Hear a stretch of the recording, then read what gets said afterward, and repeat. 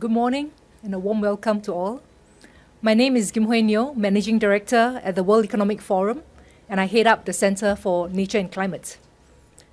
This year's annual meeting is happening in challenging times, coupled with extreme weather events affecting the lives of many people around the world. And as I speak, India and Pakistan are experiencing extreme high temperatures, while California and France are facing severe drought. We need to massively scale up, speed up, and bring down the costs of climate solutions, both nature-based and technological innovations.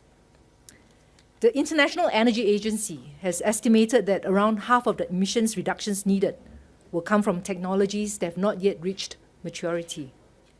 And this is why in November last year at COP26, with support from US President Biden, the State Department, led by Presidential Envoy for Climate, John Kerry, together with the World Economic Forum, launched the First Movers Coalition.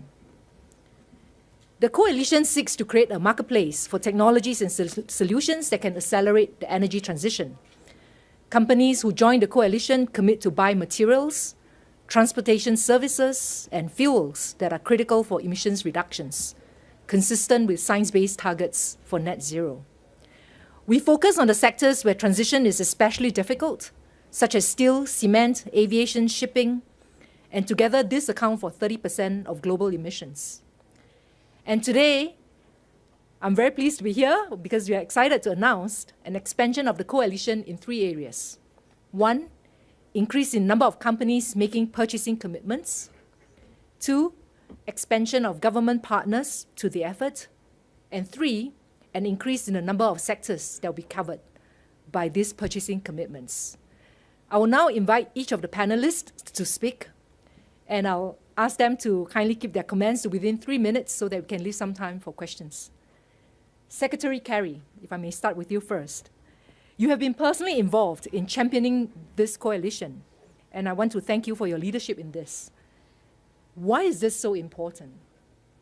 Thank you, Gimwei, and thank you to all of the folks who are up here who are leaders in this effort, representing extraordinary companies. And a very important thank you to Bill Gates, who is our primary implementation partner and who helped from the very beginning to give this the sense of importance that it ought to have. I also want to thank the World Economic Forum for partnering with us on this. I think it is fair to say that this is the flagship global public-private partnership initiative at this moment for deep decarbonization. And we all understand the urgency which grows by the day. What this initiative is geared to do is what Bill has set out to do with Breakthrough Energy, which is breakthrough, bring to the forefront of American enterprise and global enterprise, every country in the world, every business in the world, an embrace of the reality that we must bring critical technologies to scale much more rapidly than we are today. We have technologies, we know how to do certain things, but the market has to begin to embrace that. It did through a government signal on vaccines. And we created the vaccines because people knew there was a purchaser there. We did the same thing with respect to space flight. We said we're going to buy the capacity, and we bought the capacity, and now there's private space flight. The same thing can happen here. This is a demand signal, one of the biggest demand signals that we could send. And so today, the First Movers Initiative leaps from the 35 initial companies that came to the table to 55 companies, with additions of major corporations, FedEx, Ford Motor Company, others. They're all in the press release, and time is short, and I want to try to get where we need to go here. But we welcome these companies. They represent almost $9 trillion of global worth. That is 10% of the Fortune 2000. It represents in total economic enterprise about 50% of global GDP has now committed to this First Movers Coalition. And so today, with the additional companies, people are committing to buy 10% of a particular product, like green steel or cement. And in addition, shippers, for instance, are agreeing that they're going to build carbon-free ships now. Even though that may be more expensive in the beginning, it's going to help to create the demand signal for the market.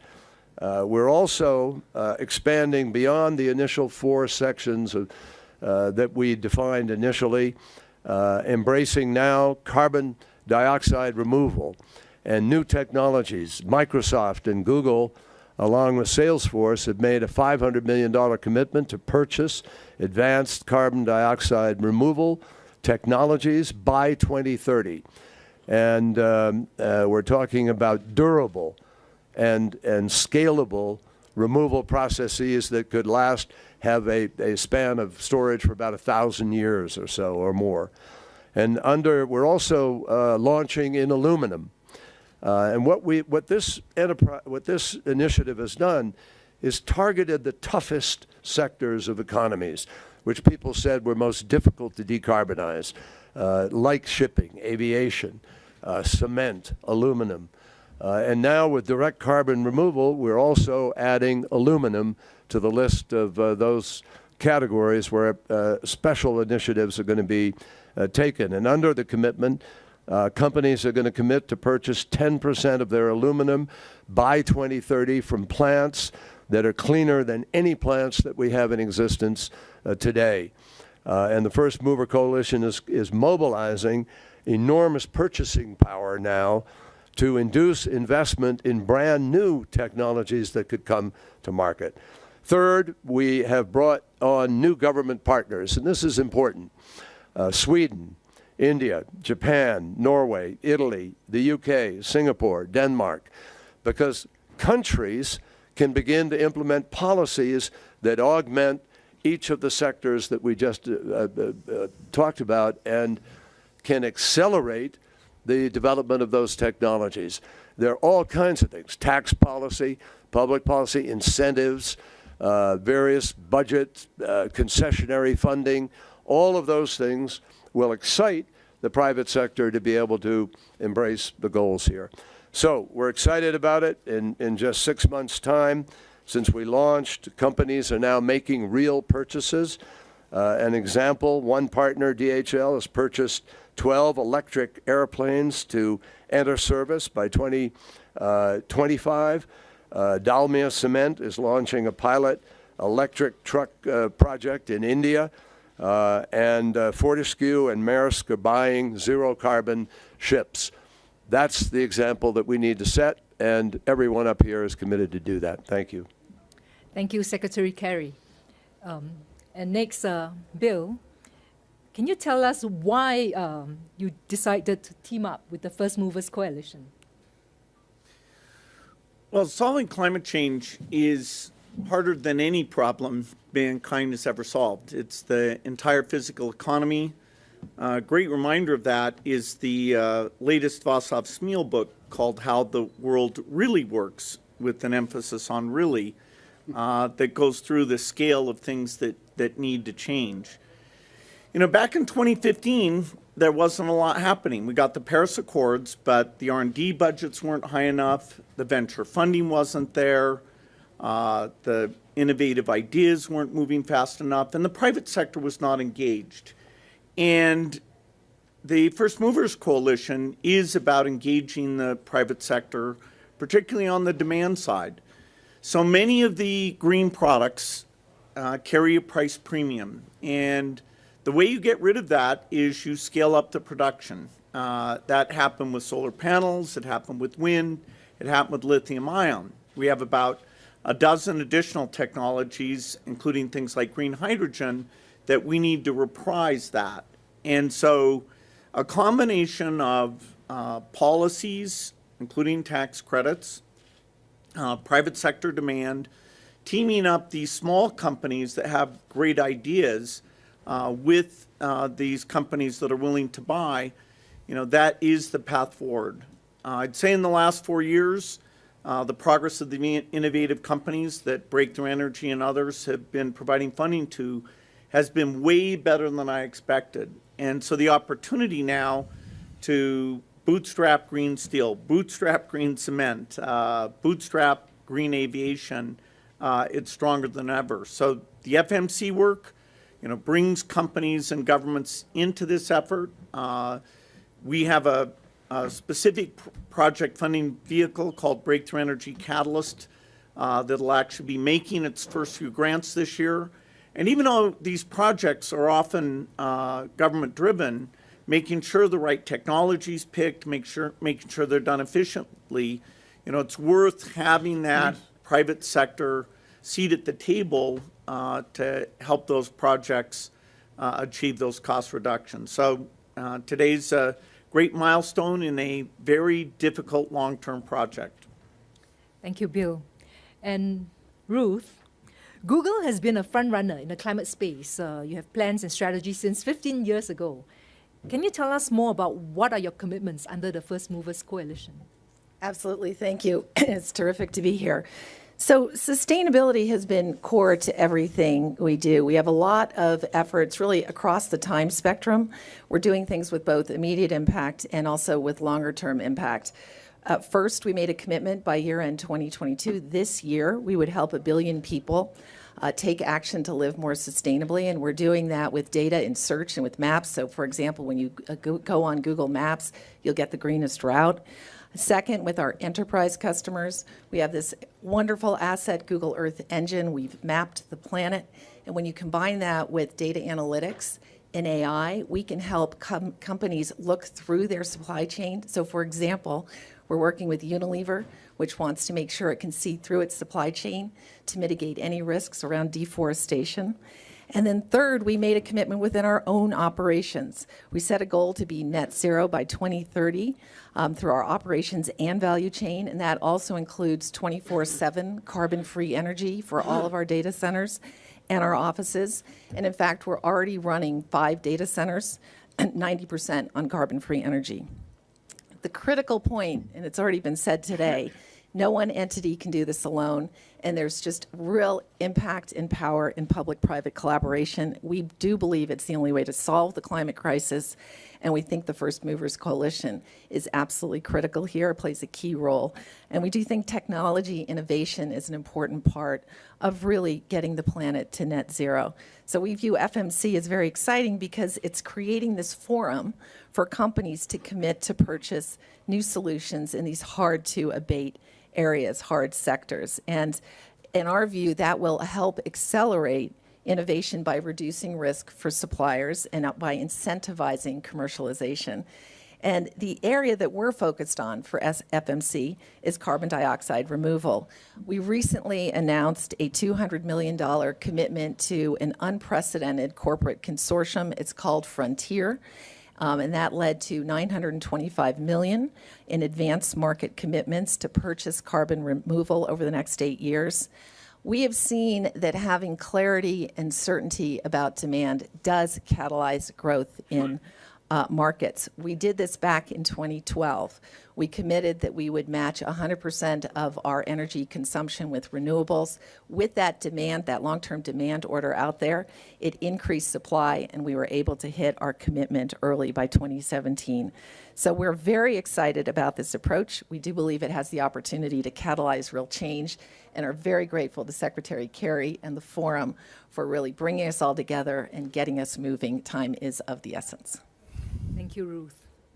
And now I want to go to Mark. Salesforce is already at net zero emissions across your entire value chain. What do you hope to achieve with the First Movers Coalition? Well, thank you so much. I'm so grateful to you for your leadership of our whole Nature Center, so thank you. And thank you as well to Secretary Kerry for his tremendous leadership globally and everything that is going on. I'm so excited about what we've heard and seen and witnessed and taken action on just in the last 2 days. We're witnessing really the emergence of a new environmental capitalism. This environmental capitalism, this is something that I personally so badly want to see every company becoming part of this movement. Number one, we're all becoming net zero. Salesforce is already net zero and fully renewable today. This is extremely important to us.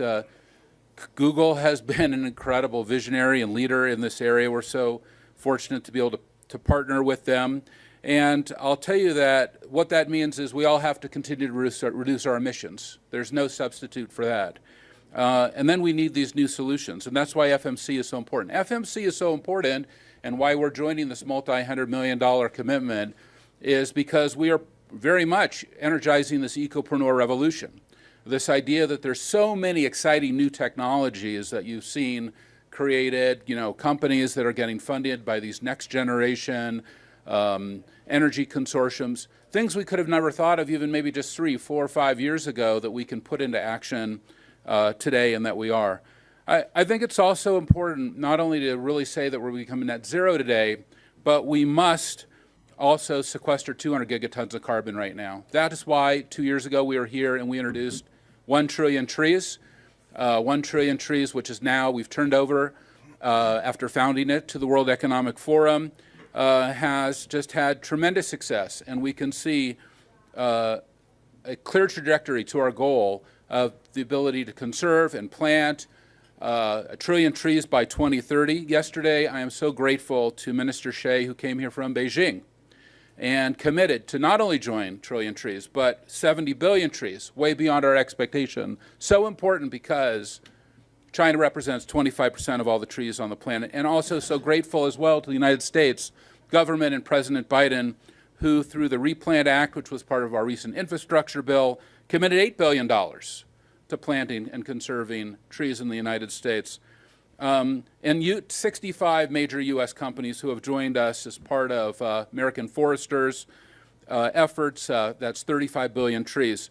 So net zero, new solutions, sequestering the carbon that's there, and igniting this ecopreneur revolution that I think, we've seen. We have the #1 entrepreneur in the world right here, sitting 2 steps from me. When he went into technology, he was excited and thrilled about technology and inspired people like me to follow him.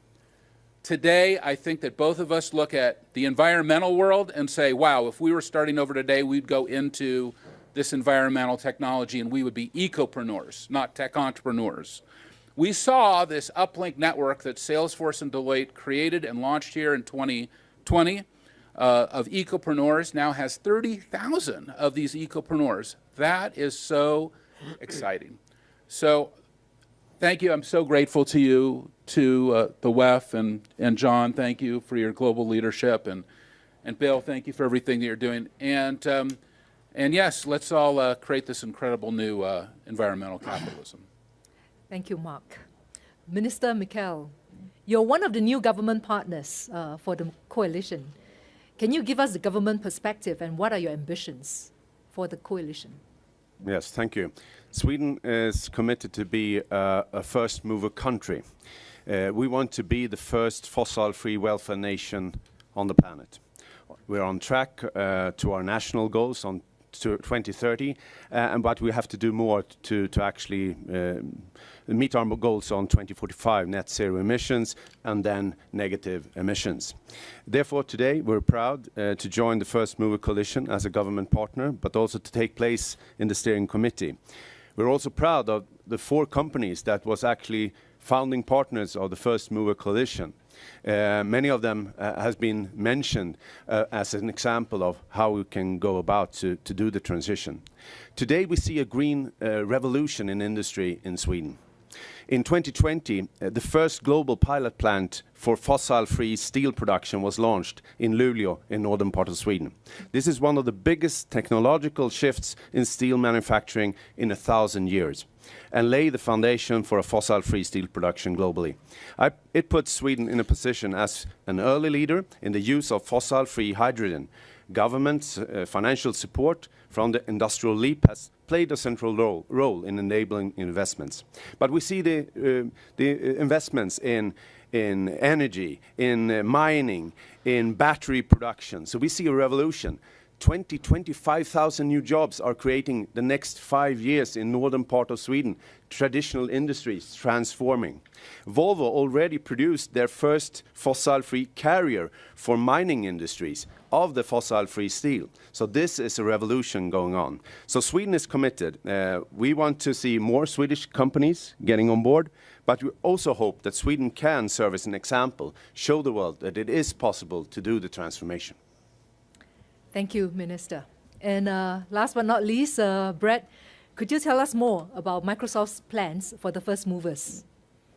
Well, yes, first of all, thank you all. It's great to be here. Thank you, Secretary Kerry, for your leadership. And I guess you're looking at the second joiners of the first movers.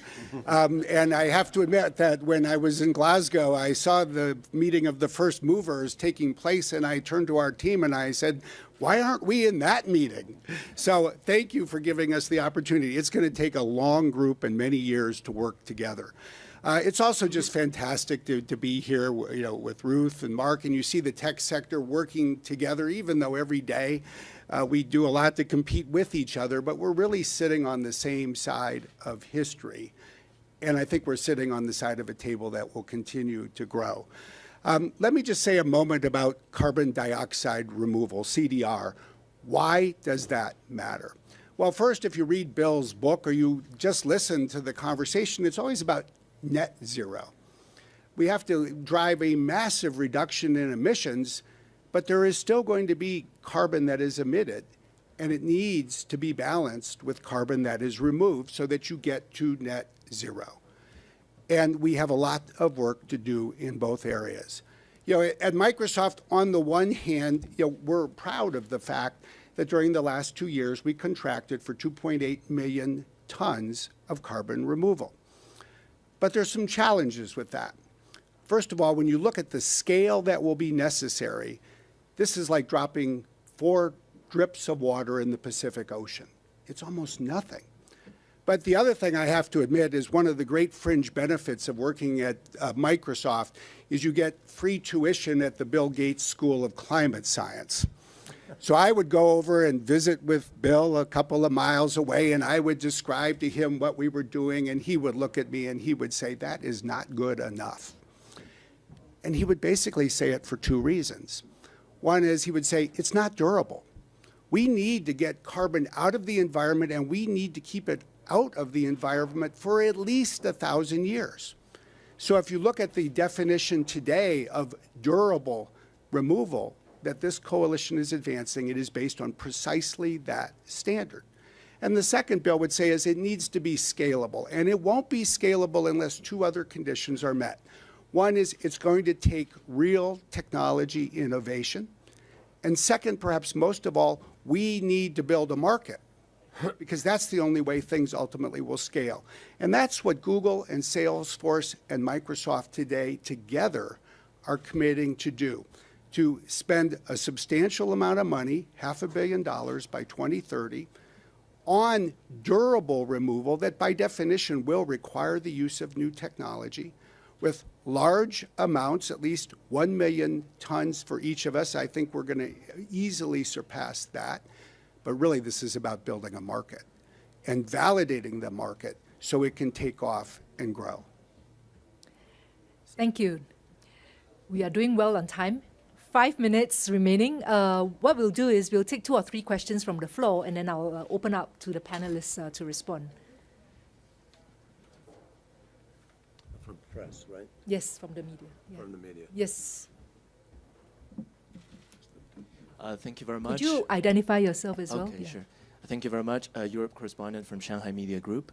I have 2 questions. The first question is, what is the ultimate goal of the First Movers Coalition? It's like how many companies do we want to involve in the coalition? Of course, I know that the best prospect will be all First Movers Coalition to All Movers Coalition, but like how influential would this coalition be? And second question, as Mark just mentioned, that you've met Xie yesterday. So we want to know if you guys heard any interest from the public sector and private sectors from China. Thank you very much. You. Maybe we can take one more question. Yes. Yes. This gentleman. Peter Holmescott from the Australian Financial Review. Could someone say something that you would say to the nations who haven't joined yet? Say something like to a country like Australia, what would you say? And maybe one more from the lady behind. Yes. This is from Taixing Media China. So I have a question for Mr. Kerry about yesterday. You have a good talk with Ms. Xie, and also mentioned that you met Xie yesterday. And I want to know, because nowadays people say this cooperation in climate between China and US is a good sign of this two countries' relationship. So what does Mr. Kerry think about this expectation from outside? And do you think it's opportunity, not just climate, but also for other sides between China and the US? Thank you. One more? Yeah, just one more, and then we will invite responses. Hi, I'm Peter Bringhamman, the AP's Global Climate and Environment News Director. A question for the coalition: if down the road you expect to add, I don't know, companies that actually work towards reducing emissions, not just burying emissions, in carbon capture, but kind of going beyond and looking at consumption and just trying to get a better sense of that. Cool, thank you. Secretary Kerry, would you like to respond? Well, the answer is we want as many companies as humanly possible so that we create a critical mass, which then doesn't necessitate a first mover anymore. It's very simple. But I can't tell you what that level is going to be because, as Bill will tell you, and everybody has underscored, this is tough. It's doable, and the IEA made it clear that after we left Glasgow, with 65% of global GDP committed to plans that legitimately hold the Earth's temperature increase at 1.5 degrees, then we have to bring the other 35% on. These technology steps that everybody is taking here will encourage and make it easier for those other countries and companies to be able to make the decision to come on. The marketplace is going to do this. It's not going to happen by government decree. It's not going to happen just because these companies are here. It's going to happen because people are going to see there's a demand for this. Citizens all around the world want a better life. They want clean air. They don't want drought and fires and floods and storms and the threat of massive sea level rise and so forth. And that's the course we're on right now. So the greatest disruptor of business will be climate crisis if we don't move fast enough. And the greatest risk for a business is not the risk of putting their money into this, it's the risk that comes with not doing enough, with not investing. So that's our goal, to keep pushing this as hard as we can. Now, with respect to Australia, of course we want Australia to come on board. And we're very hopeful. We've worked with the Morrison government. We now look forward to working with the new government. And hopefully they will join and become a country that is part of our country effort here, as well as other initiatives. On Minister Xie, we had a very good meeting. I mean, Minister Xie and I have known each other for 25 years or plus. We call each other friends because we are. And our countries have differences. We both know that. We acknowledge it and acknowledge it publicly. But President Biden and President Xi both said a year and a half ago that they were committed to make sure that climate is recognized, the climate crisis is recognized for what it is. It's not a bilateral issue. It is a multilateral, global, universal, existential issue for every country and every person on the planet. It has no political labels. Everything we are doing is driven by mathematics and physics. And the scientists who are warning us and telling us and interpreting the math and the physics to give us a sense in layperson terms of what we have to do. And what we have to do is reduce emissions many times faster than we are today. We're still not on the course we promised we would be. The IEA said if we do everything we promised to do in Glasgow, we could be at 1.8 degrees by 2050. Well, we're not doing everything we said yet. But this initiative and others are going to kick everybody into higher gear. And I know maybe we could get Bill and a few of the folks out of the tech world to speak for a moment about the amazing things that are beginning to happen. We have technologies. Maybe 50% of the technologies we need, though, while we have them, we have to bring them to scale. They have to be put into demonstration. They have to work through a process. Bill himself is building a new design nuclear plant in Wyoming. And that's going to take 4 or 5 years. But we have to go through that process.